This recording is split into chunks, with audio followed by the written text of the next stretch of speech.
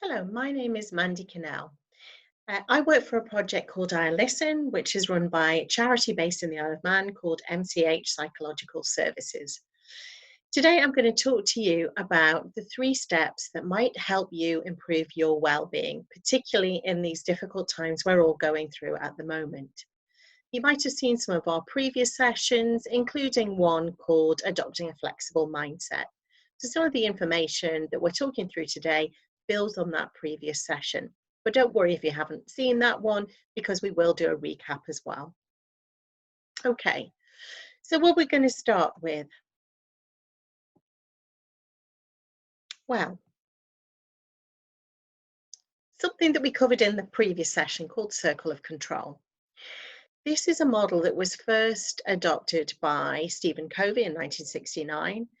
And it is based in cognitive behavioral therapy and also used widely in business. But it's a really useful model to help us get our heads around our different behaviors and also what we can and can't influence, particularly in times of really disruptive change, such as the one that we're going through here today. So in this model, you'll see we have 3 circles here. The outer circle, where there is no control. We call that one the circle of concern. The one in the middle called influence, and the one right at the center called the circle of control. So let's walk through exactly what we mean by these 3 circles. So in our circle of concern, we would put in here all of the things that matter to us, over which we have some concern, but not necessarily any control or influence. So, for example, at the top of our list here, we've got COVID-19, so the current coronavirus. It's something which inevitably matters to all of us. It concerns all of us, but over which we don't really have any direct control. So other things that we might put in there and examples we've shown here are things like the weather, the price of petrol, the traffic, and even actions of other people. So those are all things that we definitely have concern over, definitely matter to us, but over which we don't have an awful lot of control. Now, in this model, what we're saying is the more of our energy and focus we put on the things in this circle, the more we lose our sense of control, the more that we can potentially damage our mental well-being.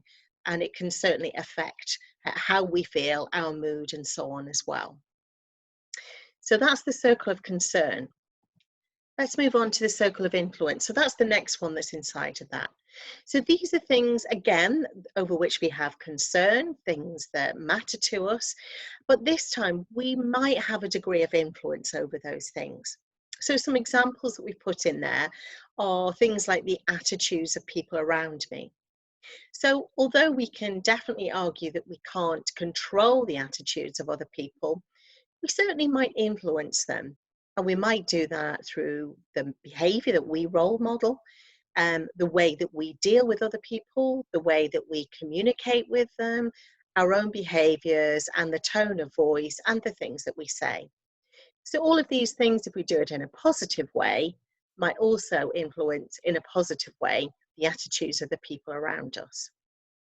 So another couple of examples that we put in there, starting with how my team communicates.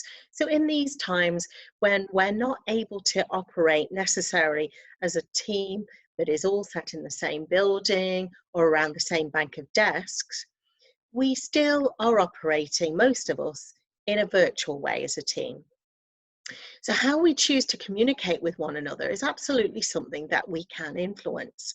We can have some degree of control over how we might communicate, and we can certainly influence our team to reciprocate, to share that communication with us. Another thing that we've put in there is how my children spend their time. We know that most of the schools are closed at the moment. For a lot of people, homeschooling has become a feature of their day. Or it might be that you have very young children who are normally at nursery and at the moment they're at home with you. So it's something that you can positively influence again. So you might not be able to control 100%, but you can certainly schedule, for example, activities. You can look at how much time they're spending on screens, how much TV they're watching, how much exercise they're getting, So those are things that we can influence in a positive way. So just a few examples of things that you might put in a circle of influence. And as with the circle of concern, the things that you choose to put in there will be very much unique to you. So they're things that are important to you, things that you believe you can influence in this case. Let's move on to the center circle. So this is the circle of control. So these are things over which we have direct control. We have the power to do something about these things. It can feel very much at the moment that we have lost all sense of control. So many of the freedoms that we would ordinarily take for granted are just no longer possible. So that can leave us feeling quite vulnerable. It can leave us feeling quite low in terms of our mood, and it might really make us feel as though we just have no control over anything. Of course, that's just not true. There are still things that we do have control over. So I've got some examples for you in this circle. And again, your circle might look different. So in my circle, I put things like my attitude. So that's the attitude that I choose to take on a day-to-day basis, on even an hour-to-hour or minute-to-minute basis. My words and my behaviors, again, I have control over those. My reactions to the behaviors of other people, perhaps if we're isolated with close family members, we're all living on top of each other, it's really strange times. So just being aware of our reactions is really important at this time. How I treat other people, which feeds into that. And that's not just people in our own household, but it might be outside as well. So thinking about the interactions that we do have, however limited, with shops and people around us. So the choices that I make, and that might be about how I structure my day and how I spend my time. Those are the kind of things I absolutely have direct control over. So on top of that, I've got three examples here. So how active I am, my diet, and how social I am.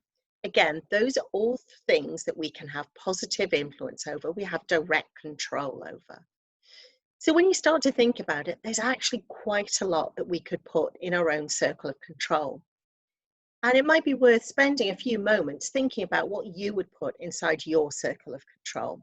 Would it look the same as this, or might it look quite different? Have a go.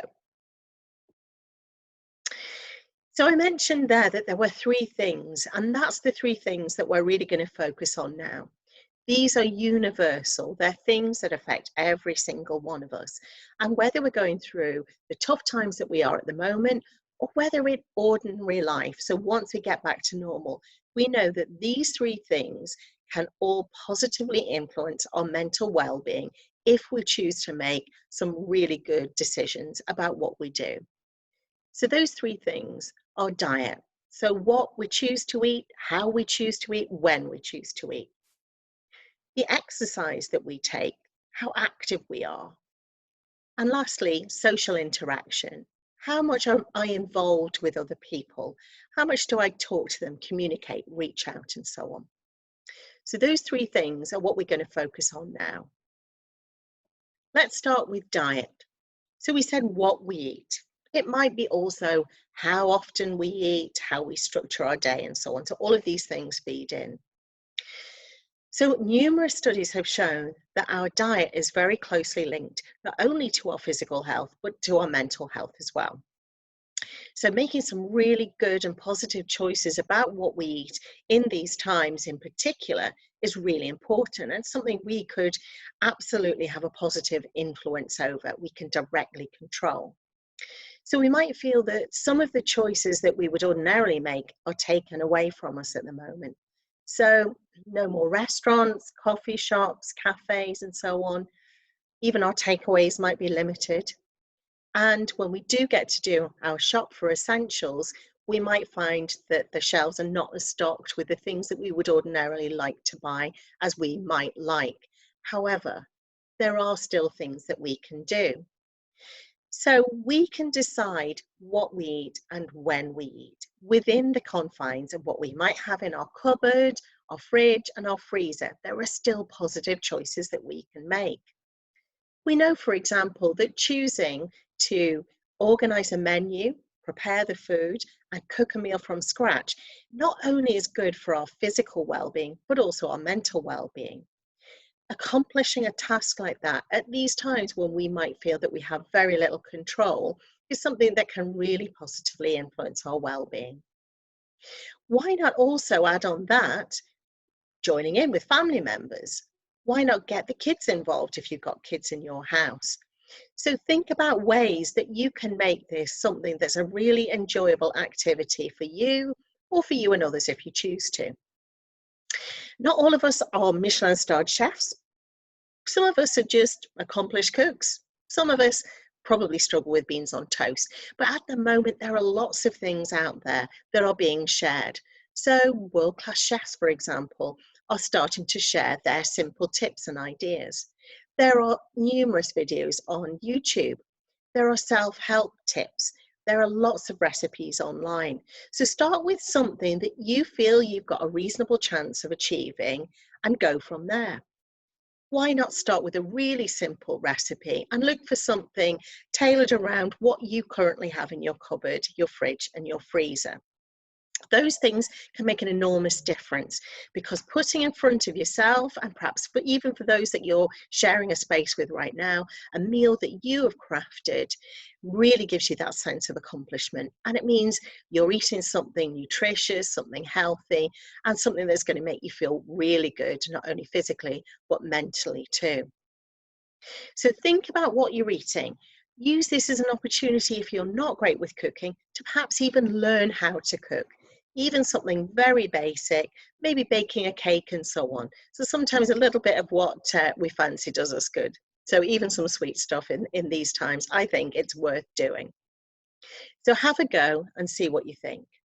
But we know that diet is absolutely linked to our sense of well-being.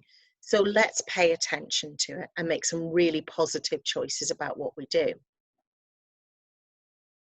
So moving on to exercise then. So as with diet, in these current times, exercise might be limited for us.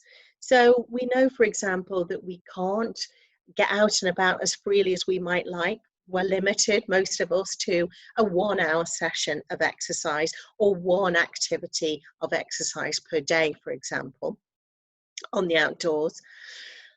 We also know that we can't do things like go to a local swimming pool, we can't attend our gyms, we can't join in with our group sport activities like football, hockey, netball, and so on. And we can't be attending our local yoga classes. So we know all of these choices are being taken away from us, but let's shift our focus for a second to what we can do. So what can we spend our time on doing? Well, we know, for example, that getting out in the fresh air is excellent for our well-being. So if that's an option for you, absolutely make the most of that. Use your one session of activity on the outdoors in a positive way and get out in that fresh air. So go for a cycle, go for a walk, go for a jog. So whatever you're comfortable with, but make the most of that opportunity. If going outdoors is not an option for you, then there's still lots that you can do with regard to exercise. So again, there are lots and lots of things on the available to you on the internet, all sorts of fitness classes, instructional videos, how-to guides. There are even live sessions happening all of the time. So seek those out. Try something that perhaps you haven't tried before. Again, there's something for every skill level. So even if you're not the fittest, even if you don't ordinarily take an awful lot of exercise, why not lift yourself slightly outside of your comfort zone and give something new a try? It really does release all of those positive chemicals that make us feel good. So again, not just good for our physical health, but for our mental well-being. We know it gives it a boost as well. So make this a new habit. Make a choice to make this part of your new daily routine at the moment. It really will help. So on to the third thing of our three things we know will help us, and that's social interaction. This might be the most challenging part of what we're facing at the moment. Isolation for many, and we know isolation is not good for our well-being, our mental well-being. However, going back to our circle of control and thinking for a moment of the things that are within our power to do something about, then what can we do? So if it's not possible to go to the pub, go to a cafe, meet up with friends, do the activities that we would ordinarily do, what can we do instead? Well, this is absolutely where technology comes into its own. So, making use of the internet, of social media, connecting and reaching out with others using things like Skype, FaceTime, WhatsApp, and so on is really worth your while to do. So, make sure you really make the most of those opportunities and think about who you can reach out to as well. So, those people you would ordinarily meet up with face to face, can I do that instead by using technology? How do I make the most of those opportunities? Can I create a group chat, whether that's to do with family and friends or whether it's to do with work colleagues? Thinking about how you can stay connected and be creative about that. There's all sorts of different apps and so on available to you. And you can even do things like pub quizzes, you can do dances, you can do whatever it is that you want to do. So really go for it, try something different, and think about how you might expand your social circle without the need for face-to-face interaction. What can we do instead? So, my final thought is sometimes things can seem as though they're just beyond our reach, just out of our control. But really, when we start to examine our situation and really think about it, there are some positive choices that we can make, and there are still things within our control, within our power to do something about. So, think about making some changes in a really positive way to what you're doing with regard to those three things that we've been through here today: diet, exercise, and social interaction. So, what can you do today to make a positive change and maybe even start a new habit with regard to those three things? I really do hope that you found today's session useful. As always, we're aiming to put these together to help you through some really tough times, and I hope you find them useful. We're always happy for feedback, so do let us know whether that hits the spot or there are any other topics you would like us to cover. Thanks for being with me today, and goodbye.